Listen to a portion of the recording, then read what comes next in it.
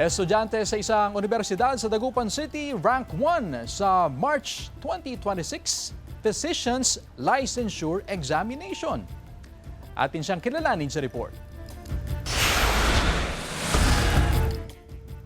Matapos ang isang linggong paghihintay, inihayag na ng Professional Regulation Commission ang pagkakakilanlan ng nanguna sa March 2026 Physical Licensure Examination.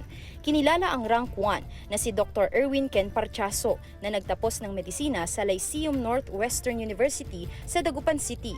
Nanguna si Parchaso sa kabuang 1,954 na pumasa sa eksaminasyon.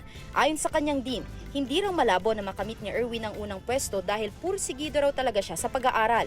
Sa class ko, diligent siya. Tahimik lang tong bata to. Hindi siya yung talagang madaldal. Tahimik lang siya, pero performer.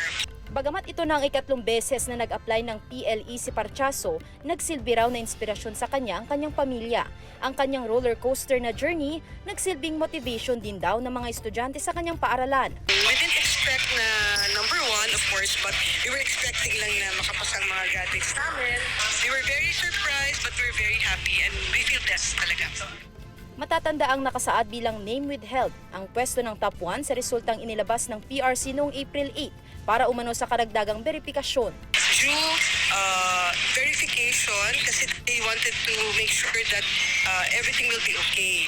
No? So they followed the process, due process. Sa talumpati ni Parchaso sa kanyang oath-taking ceremony, ikinwento niya ang pagharap sa kabiguan, takot at personal na hamon hanggang sa hindi nito inaasahang maging top-notcher.